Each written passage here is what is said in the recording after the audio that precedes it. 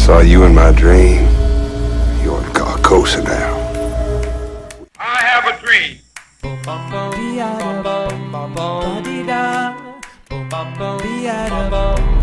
We are like the dreamer who dreams and then lives inside the the cutest that I've ever seen.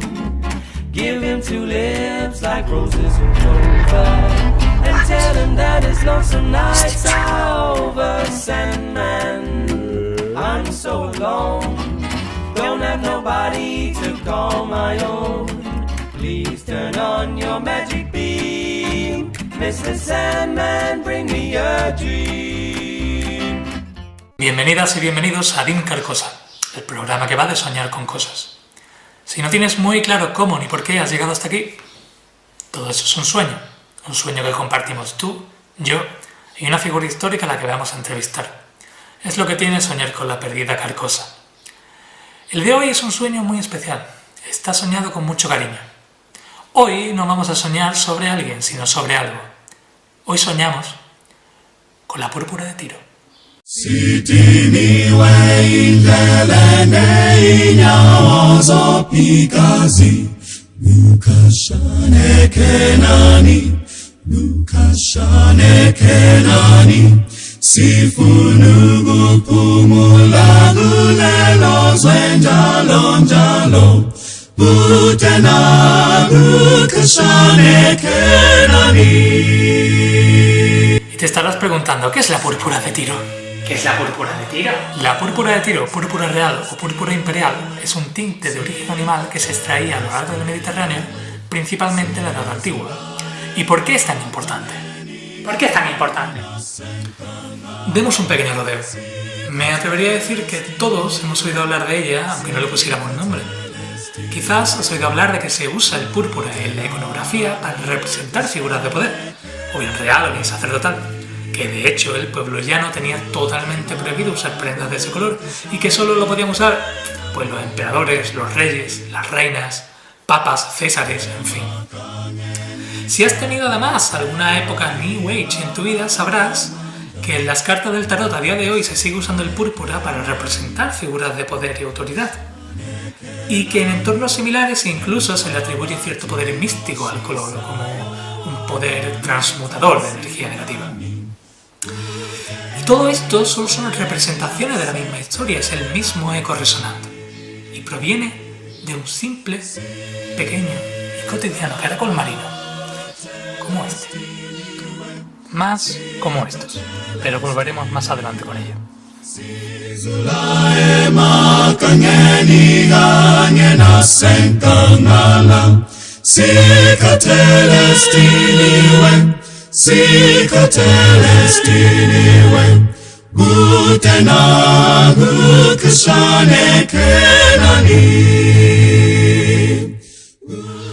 Cabe señalar que cuando hablamos del púrpura de Tiro, estamos hablando de una gama cromática, entre el rojo y el azul, y no un color determinado, lo que por otra parte ya estás viendo en las imágenes.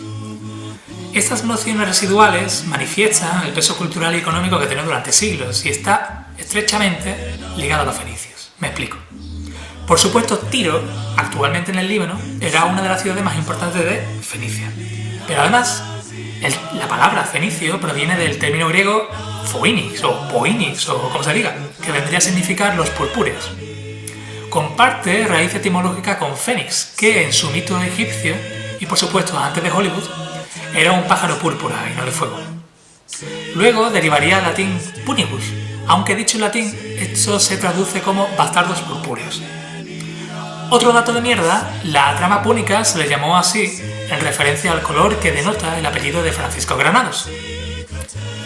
Los fenicios, por su parte, se llamaban a sí mismos cananeos.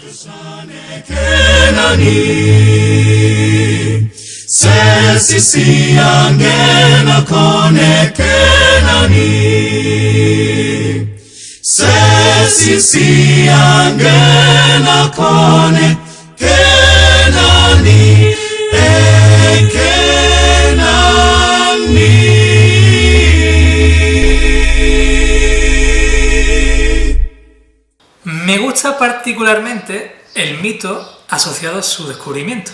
Iban Tiros y Melkart Melkart, el que luego se fusionaría con Hércules Heleno, para que nos entendamos, pues iban Tiros y Melkart paseando por la playa con su perro, cuando se dieron cuenta que el perro tenía la boca llena de púrpura y estaba mordiendo un caracol marino.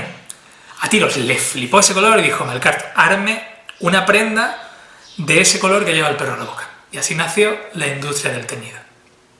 Claro, luego quítale al perro la caracola de la boca, que es la verdadera historia del león de Nemea. Total, lo bonito de todo esto es que no hay ningún águila que te esté comiendo el hígado y se tenga que regenerar, ni tienes que robarle el fuego a los dioses, ni te conviertes en toro y hay zoofilia de por medio, ni cazas ningún escorpión gigante. Son dos dioses paseando por la playa con su perro. Fenicios, tienes que amarles. ¡Rayos y centellas! No, me equivoqué. En el agua. ¡Rayas y centollas! Y caracoles. Ya tenemos el qué, el púrpura. Tenemos el dónde, a lo largo y ancho del Mediterráneo. Tenemos el quién, los pueblos del Mediterráneo. Tenemos el cuándo, desde el 14 a.C. hasta el 13 después de Cristo. Tenemos el por qué. 1 gramo de púrpura se cotiza por encima de 1 gramo de oro. Pero nos falta el cómo. ¿Cómo convertimos un caracol marino en una de las sustancias más cotizadas de la Tierra? Nos lo explica Mohamed Ghassan Nouira, un gran aficionado de la historia de Cartago y alguien que lleva 12 años experimentando con el pigmento como hacían en tiempos anteriores. Mohamed Ghassan, thank you so much for being here with us and share your expertise. Hi Claudio, I hope you're fine. I think we can finally spend some time together this afternoon. First of all, I would like to thank you for your invitation and for your interest in royal purple, which has been for centuries one of the most highly prized commodities in the ancient world, and still fascinates millions of people around the world this day. Well, of course, this legendary dye has been and still is shrouded in mystery, simply because there are very, very little historical texts that explain or give details about the dyeing process, and the dyeing process itself has stopped centuries ago. So I really hope that through my work and experiments I will help shed some light on this mysterious dye. First of all, it isn't just one kind of snail that can produce what we call Tyrian purple, but many, right? How many snails there are, and what kind of color can we expect from each? Well, here it's important to note that there are at least 12 different varieties of snails across the world's oceans that produce or contain the precursor of the purple dyes. The most famous of which, of course, are the Mediterranean varieties that were used by the ancients to produce different ranges of dyes, ranging from blue, pink, reddish, violet, purple, and so on. So the three main species are as follows: Diacymastoma, that produces reddish purple hues, Balinus brandaris, that also produces reddish purple hues, slightly different from Diacymastoma, and last but not least, Exaflex trunculus, that produces bluish, violet, blue, indigo, but also red, purple. So this snail is the most rich in terms of number of hues and colors.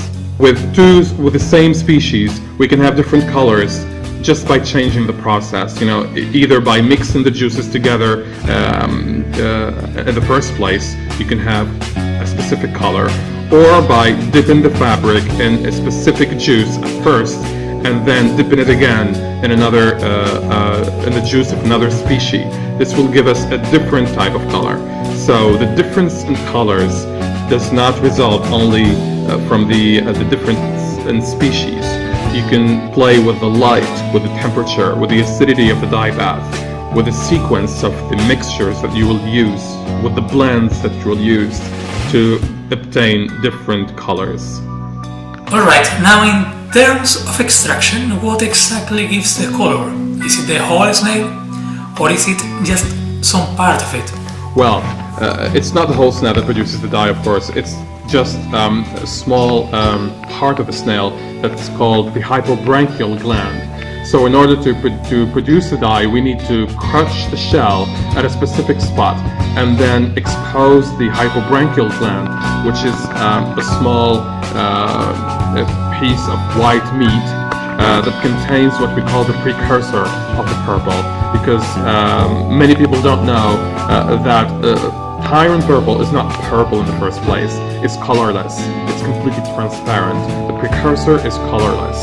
And each gland contains one or two very small drops of the dye precursor. Then, as soon as it's exposed to the light and the air, the oxidation process starts, and the color will start to shift from yellow to green, blue, and finally violet or purple, depending on the species. It's not whole snail that produces the dye, it's just the hypobranchial gland that we can use directly in the dye bath, that we can salt and dry for later use, or that we can process to extract a pure pigment later on, either for dyeing or for painting. Can you define us what is your process like from fishing to have a piece of dyed cloth? I first started by collecting the snails from local fishermen because I do not fish them myself. Some of these species live in deep waters, so I buy them from local fishermen. Depending on the day, sometimes I can have all three species together. Sometimes I can only have Iamostoma or Exaplex. Well, it depends on the season. Depends on many criteria. So once I gather my snails, usually at least 30 batches of 20 to 30 kilograms, I start by washing them, of course, because they are filthy and covered in mud. I cannot process them that way. So I wash them, then I start the painstaking process of crushing the shells one by one and extracting the glands. Of course, not every snail contains hypobranchial glands. Some of them don't. Some of them have their glands already melted away. So you really have to be lucky to get the glands. Once I do that, I just salt the glands and leave them to dry, or process the gland to extract a pure pigment, which is much more complicated process, I must admit.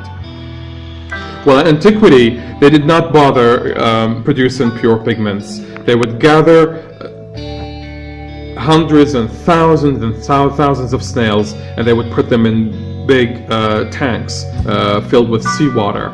And once enough snails are gathered, they would start crushing them, extracting the glands from the bigger specimens. And for the smaller ones, they would just crush them and throw them whole in the maceration basins. Then all of this liquid and the glands and the dye liquid is gathered in maceration basins, in which they would add salt and leave the glands to macerate for 3 days until all the liquid is released. Once this step is done, they would collect the dye, and they would transfer it in large tin vessels that are located near a nearby furnace, communicating with a funnel, so that they would ensure a steady and slow heat. And they would start cooking the dye for several days in the tin vessel.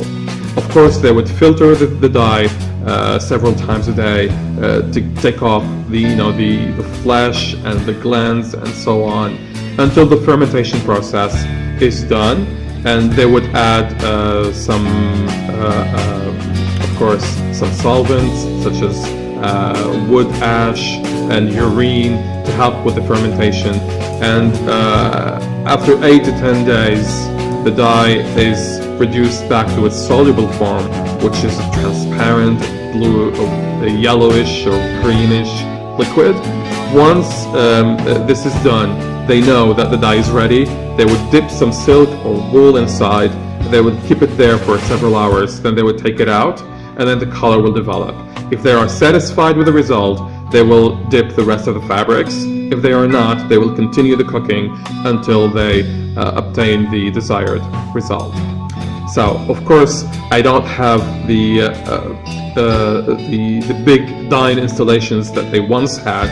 I only make small-scale experiments, and I don't have the means to, to ferment the dye for several days near a furnace or a source of heat. So I extract the dye naturally, the old-fashioned way, and then to dissolve it, I use chemical solvents to make it quicker, of course. So I can reduce the dye in 30 minutes rather than 8 to 10 days. And then I will just soak the wool or still inside, take it out after a few hours, and the color will develop. And of course you can dip it again until the whole dye bath is exhausted to deepen your colors. Now then, when an outsider, such as myself, starts getting into the purple, then reads that thousands and thousands of snails are needed to make 1 gram of pigment. The first thing I thought in my case was, that cannot be, that must be a Phoenician line. But then, nowadays there are chemistry papers that support this. For instance, Zvi Koran from Israel, he suggested that you could need 10,000 of trunculus to be able to dye 1 kilogram of wool into 100 liters of water. What are your thoughts about it, and how many snails do you need? Well, I'm afraid I will not be able to give exact numbers here, and I will of course not be able to confirm anybody's citations, because the number of snails required really depends on a lot of things, dependent on the species used. As I said earlier, there are species that produce much more dye than others. So if you're using Balanus brandaris, of course you will need thousands and thousands of snails to produce very little pigment. If you are using Trunculus, you will still need a lot of snails, but much less than Balanus brandaris. The season also is important. If you are processing your snails in the spring or the summer, it's not the same thing as if you are processing them in the winter. There are some seasons where the glands are juicier and contain more colorant. So it really depends on a lot of things. But one thing's for sure, it's an excruciating process. Very complicated, painstakingly slow, and you really need a lot of snails to produce very little pigment, and there are no modern ways to reduce these numbers. You will need as many snails as the Phoenicians or the Romans needed thousands of years ago. I will not be able to answer in terms of number of snails, but I can safely assume that I would need at least 70 to 80 kilograms of fresh snails in order to produce less than a gram of pure pigment. And of course, when we are talking about royal purple, we cannot talk about 100% pure pigments, because as all other organic pigments, there's still a small percentage of impurities, no matter how much you purify it. This is completely natural. So, but yeah, of course, you can purify it as much as possible. And I personally need dozens of kilograms to produce less than 1 gram of pure pigment. Moving forward, what can you tell us about the properties of the color? Also, in our previous conversations, you mentioned that it might not work well enough with oil, so with which dissolvent we can work with? Well, as I said, royal purple has different hues. It's not only purple, it's not only blue, it's not only violet, there are dozens and dozens of different combinations. And what's magic about this color is, of course, the fact that it's extremely color fast, because the development of the color in the first place is triggered by the sun and the light and the air. So as long as you will expose the color to the light, it will continue reacting with the sun, and it will continue giving you these visual, let's say, it will continue changing and reacting with the light. So it would even deepen when you expose it to the light. So the older it gets, the more brilliant it becomes.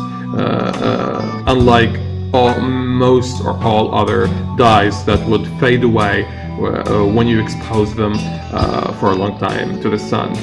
Getting back to the reaction of the pigment with oil, well, I was referring to the paint pigment, not the dyeing pigment. Paint pigment, which is not pure.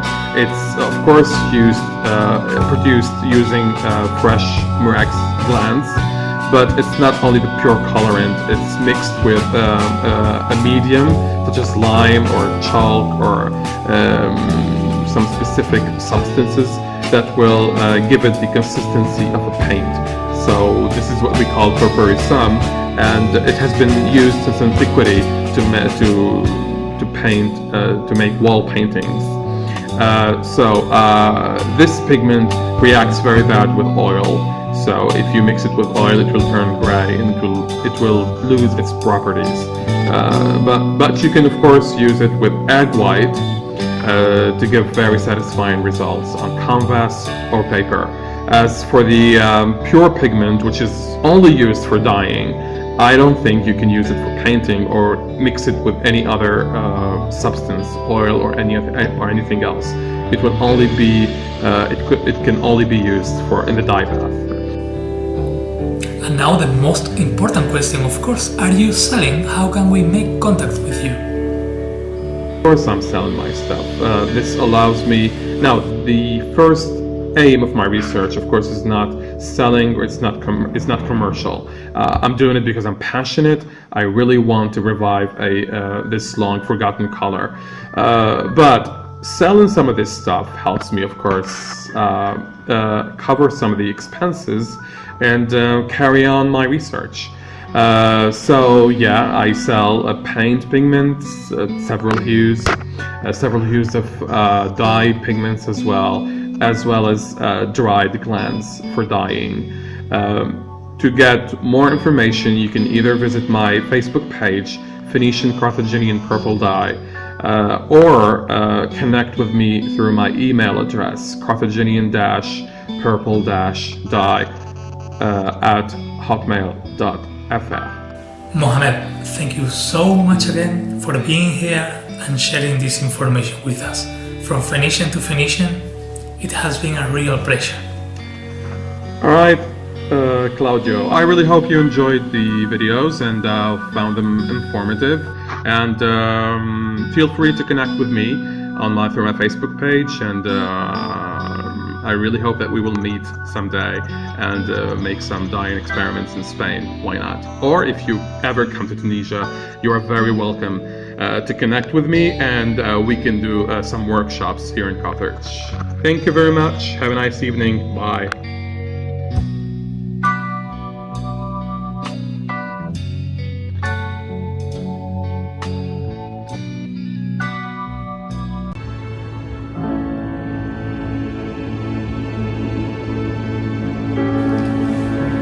¿Lo oyen? Es el momento de despertar. Pero no permitas que el sueño quede para siempre olvidado en algún rincón de tu mente.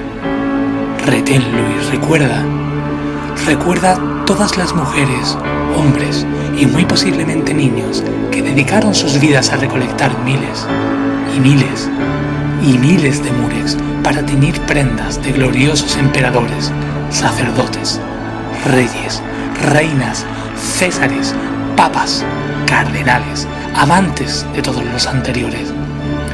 Generación tras generación, durante milenios en plural, manteniendo el oficio cuando a su alrededor caían y surgían civilizaciones, reinos, religiones.